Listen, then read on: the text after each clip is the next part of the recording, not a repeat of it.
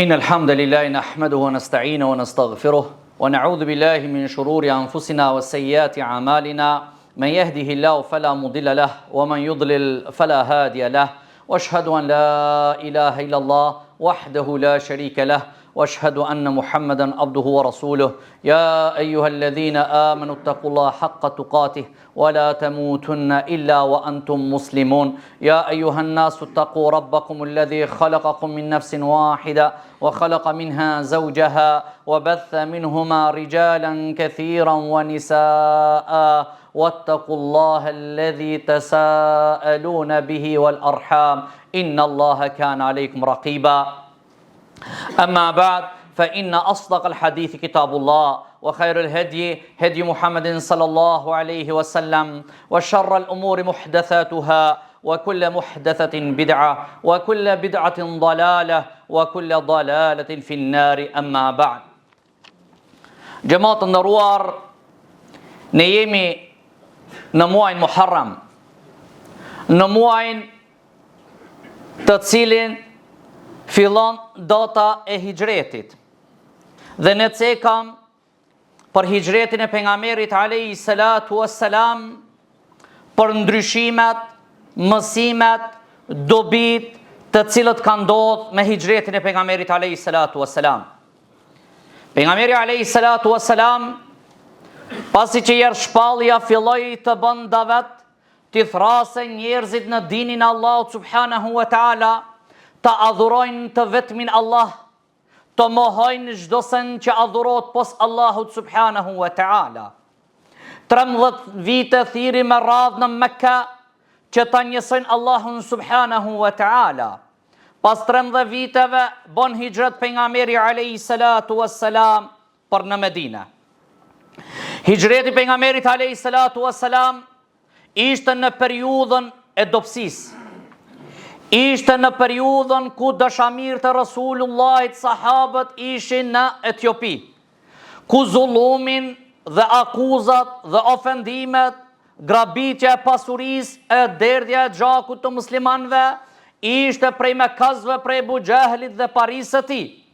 Do të thotë në këtë periudhë bën hijret pejgamberi alayhi salatu wassalam, prej një ngushësie që ishte në Mekka, prej një dobësie që ishte në Mekka, transferohet me shokët e tij të dashur Rasulullahi në Medinë.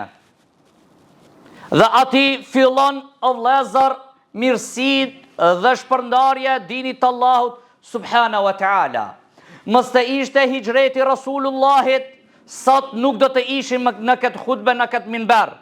Mos të ishte hijreti Rasulullahit sallallahu alaihi wasallam, nuk do të shpërndafke Islami në çdo skaj të dunjos. Sot ke musliman ku të shkosh, ku të udhtojsh, kjo është bereqeti i hijretit të pejgamberit alayhi salatu wassalam. Pejgamberi alayhi salatu wassalam një hadith që ka ardhur që thotë që Allahu subhanahu wa taala ma ka shfaq tokën. I ka dol toka lindja dhe perëndimet, dhe ka pa pejgamberi alayhi salatu wassalam. Dhe ka thonë që do të dëpërton Islami, do të hijen Islami ati çdo lindje dhe çdo perëndim. Dhe do të sundojnë musliman lindjen dhe perëndimin. Dhe kjo o vëllezër të ndershëm ka ndodhur dhe kemi dëgjuar në ligjëratat dhe keni dëgjuar dhe keni lexuar se si një periudhë muslimanët kanë arritur që të sundojnë gjithë botën. Kjo është atë që e ka pa pejgamberi alayhi salatu wassalam. Zakoni njeriut, tabihati njeriut, nuk ka qef ndryshimet, nuk ka qef lëvizjet, por sikur se ne t'i dishim ato fshetsinat, sikur se të dishim gajbin, se bas një sprove, bas një telashe, bas një mundimi, bas një lodhje, do të kesh pushim, do të kesh territor, do të kesh fam, do të kesh autoritet, do të kesh pasuri, ndoshta do të kënaqshim, ndoshta do t'i prishim sprova të na vinë. Por sprova është e fshehur, urtësia është e fshehur. Kur të vjen sprova ti duhet të bësh sabër. Dhe pejgamberi sallallahu alaihi wasallam del prej Mekkës. Dëgjojmë që ka thënë pejgamberi sallallahu alaihi wasallam që ti je vendi më i dashur te unë. nuk ka pas dëshirë pejgamberi Allahut të dalë prej Mekkës. Por rrethanat e kanë bërë që të dalë prej Mekkës. Por me daljen prej Mekkës, fillon që ta njerëzit për rreth ta pranojnë Islamin e të hinë në dinin e Allahut subhanahu wa ta'ala dhe mirësit vinë njëra pas tjetrës. Edhe pse ndodh kjo, dhuna ju ka ndodhur sahave, derdhja e gjakut, marrja e pasurisë, do të megjithatë pejgamberi alayhi salatu wassalam ju ka dhënë vullnet sahabeve radhiyallahu anhum. O vëllezër, mos t'i zhvrat që ki hoq, Allahu inshallah e ka fal, e ka marrë gradat e shahidave, ne nuk do ta kuptojshim që mesin e shqiptarëve ka njerëzi aq zemër të prisht që ja u dëshirojnë muslimanëve shqiptar t'i djegën me acid. T'i pushkatojnë në rrugë. Shiko, dikush sprovohet, dikush shkon te Allahu, dikush vritet, por e nxjerr Allahu subhanahu wa taala na tregon që pas ka njerëzi që na doj kanë të keqën shqiptarëve musliman, ja u duan të keqën, ja duan pushkatimin, dëshirojnë t'i djegën me acid. Mos kish ndodh kjo, ne nuk do të ishim që në mesin ton kena kësaj njerëzi. Mos kish ndodh kjo, nuk do të ishim të thoshin tash e ka radhën Shefket Krasniqi, do të vritet sikur ki. Por kanë harruar se çështja e hoxhallëkit është mision. Çështja e shallit që mbat në kokë është çefin për hoxhallar. Çështja e shallit nuk është që tregon një shall që është një hoxh, po tregon që është i ndershëm dhe i pastër sikur shalli i bardh. Pse dikush e këtë shpërdore tjetër ndryshe, por këtë mision e ka shalli. Tregon që je i pastër, tregon që ke besim të pastër, tregon që unë qefinin e kam me veti, nuk prish punë, shkoj te Allahu si shahid. Për këtë arsye, kjo ndodhi ka nxjerr realitetin e disa njerëzive të cilët ne nuk i kemi ditë, ndoshta i ke dhënë kafe, ndoshta e ke mëshiru, ndoshta e ke fal, ndoshta e ke nimue, por ai mendon keq për muslimanët, për shoqërinë muslimane shqiptare. Allah na ruaj pisherit të tyne.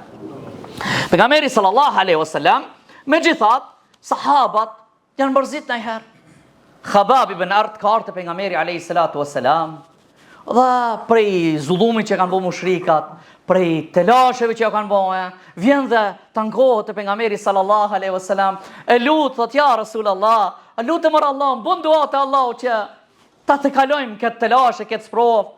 Pejgamberi sallallahu alaihi wasallam tregon për sahabat, që tregon pejgamberi sallallahu alaihi wasallam që më herët i kanë marrë njerëzit, i kanë sharru dy pjesë dhe ja kanë shkul mishin me krahën të hekurit. Shikoni çfarë sprova kanë pas muslimanët më herët. Do thotë që pejgamberi alayhi salatu wassalam i ka motivuar sahabat dhe i ka mësuar që të kenë bindje te Allahu subhanahu wa taala që një ditë do të vjen fitoria. Kjo dallimi te ai i cili e ka imanin e fuqishëm dhe me atë që e ka imanin e dobët është pak problem. Për këtë arsye, ne çdo herë motivojmë dhe nxitmi që ne ta forcojmë imanin ton, ta rritmi imanin ton, që edhe sprovat nëse na vinë, i kalojmë shumë ma lehtë kur që jemi të përgatitur me iman. Pastaj, prej nesh kërkohet punë. Prej nesh nuk kërkon Allahu rezultat. Allahu kërkon që ne të lëvizmi, ne të punojmë, ne të ecmi. Pejgamberi sallallahu alaihi wasallam me pak burra me 1500 vet kur kanë dalë për në Medinë, në hijrat, por kanë shliruar botën, kanë shliruar zamrën. Çështja e imanit është me zemër, nuk është me forcë. Ajo që ka ngullet në zemra e iman, është zor dikush me ta nxjerrë prej shpirtit, prej zemrës. Se ti i mbështetesh Allahut subhanahu wa ta'ala. Terisa pejgamberi sallallahu alaihi wasallam që Surakan, keni dëgjuar rastin që pejgamberi alayhi salatu wassalam i thot, ja Suraka, hajt kthe, se ti një ditë do t'i kesh bizylikat e Kisras. A di çka do thotë bizylikat e Kisras? Do të thot hallkat e një mbretit të persianëve. I thot pejgamberi sallallahu alaihi wasallam ditën në Sahra, duke ikur, duke ecur hijrat për Mekka. Ai duke ndjekur që i thot kemi mbajt një ditë bizylikat e ti me diamant. Plakët Suraka dhe i arrin t'i marrë. E fkat Hazreti Omeri thot ec këtu. Kjo është besën që të ka thonë pejgamberi sallallahu alaihi wasallam. Kjo do të thotë që ti i shtin sahabët radhiyallahu anhum dhe muslimanët që të jeni në bindje në Allahun subhanahu wa taala, sa atë premtim që e ka dhënë Allahu do ta marrmi. Por nuk o kusht ne ta shohim rezultatin. Kusht është që ne të lëvizmi atë sa i kemi mundësit, atë sa i kemi kapacitetin, atë që i kemi rrethanat, atë që me atë shka je, ti duhet të lëvizish dhe të bosh një musliman ideal, një musliman i mirë, që njerëzët të shohen se kjo është dini Allahut subhanahu wa ta'ala. Pse urrejtje ndaj islamit? Për çka atë urrejtje? Atë shmëllef?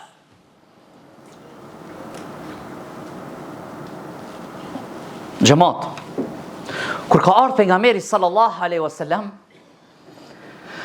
është qua Abu Jahli dhe të tjerët, e prej të parëve mingja i tij që ta luftojnë pejgamberin alayhi salatu wassalam.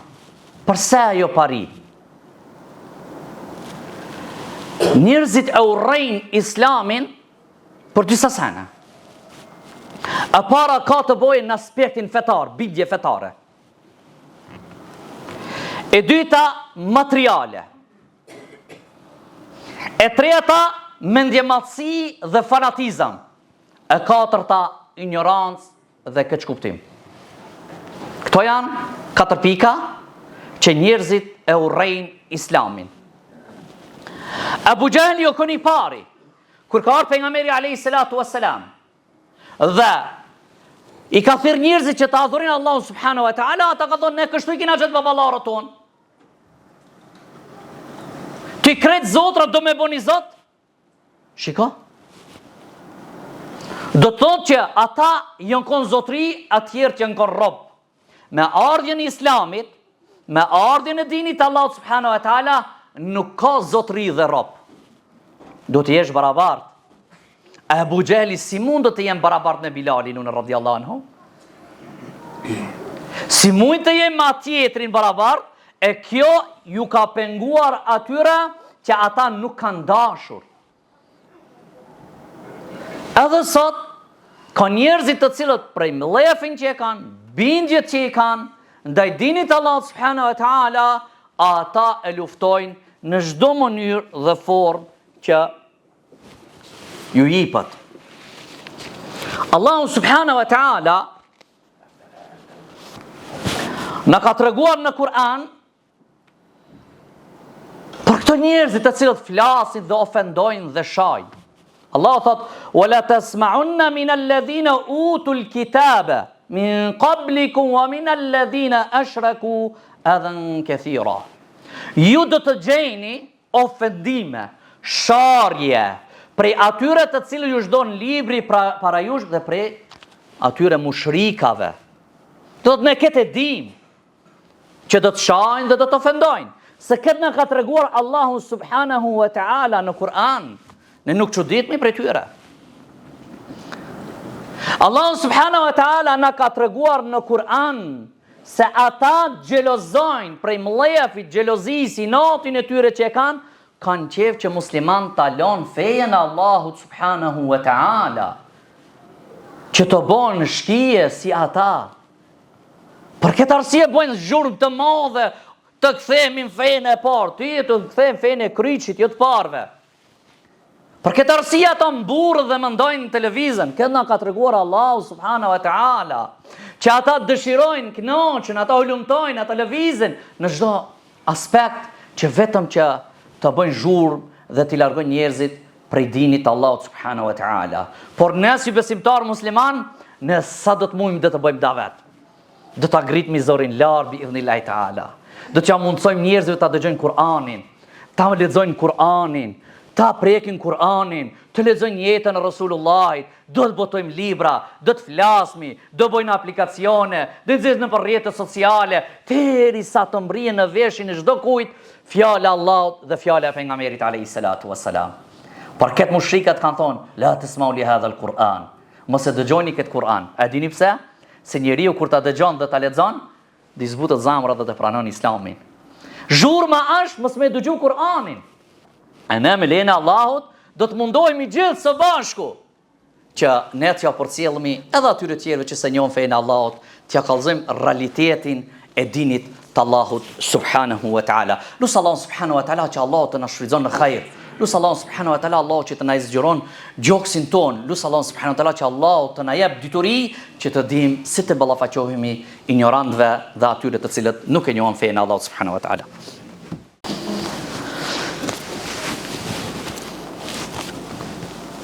إن الحمد لله نحمده ونستعينه ونستغفره ونعوذ بالله من شرور أنفسنا وسيئات أعمالنا من يهده الله فلا مضل له ومن يضلل فلا هادي له واشهد أن لا إله إلا الله وحده لا شريك له واشهد أن محمدا عبده ورسوله اللهم صل على محمد وعلى آل محمد كما صليت على إبراهيم وعلى آل إبراهيم إنك حميد مجيد اللهم بارك على محمد وعلى آل محمد كما باركت على إبراهيم وعلى آل إبراهيم إنك حميد مجيد ولازر الناس besimtar do të kujdesmi, të kemi sjellje të mirë, që përcjellmi njerëzive dinin Allahut subhanahu wa ta'ala.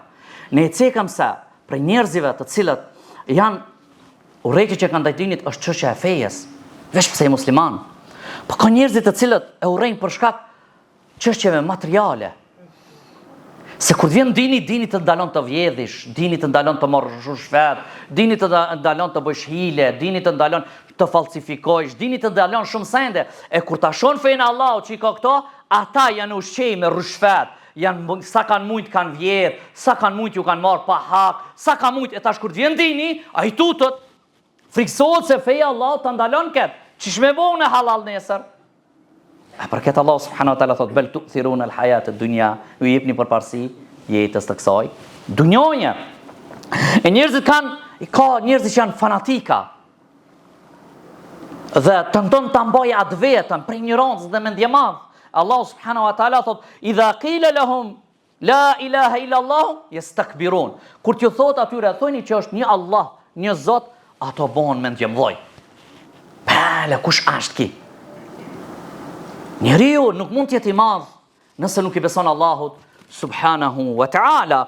Dhe është ignoranca dhe keqkuptimi. Ka shumë prej njerëzive që janë ignorant, nuk dinë për fenë Allahut. Dhe i keqkuptojnë gjërat. Mendojnë se gabimi një muslimonit është i dinit Allahut, nuk është e vërtetë. Pastaj kur është gabimi një muslimonit, këtë rrjetet, këtë mediat, këtë rrjetet sociale që on kon. Kur është gabimi një krishterët, një katolikit, një tjetrit, e kujt diçka, këtë heshtin. Përse atëherë? Ma lekum kejfe tahkumun. Ç'është puna juve kështu që po gjikojni? Nuk është në rregull kjo. E Allah subhanahu wa ta'ala në thot walakinna aktharahum la ya'lamun. Shumica prej tyre janë që nuk dinë. O vëllezër, feja Allah subhanahu wa ta'ala, Allah ka thënë pejgamberin dhe ka thënë Kur'an që ju ka thonë afala taqilun. A nuk mendojni demek hapni trunin pak. Mos shkojni mbas të tjerëve kush ju gjun diçka. Afala taqilun, a nuk mendojni? Afala tasma'un, a nuk dëgjojni? Ara'aytum, a jeni duke pa, çka po thoni nëse Allah ja merr dëgjimin dhe shikimin?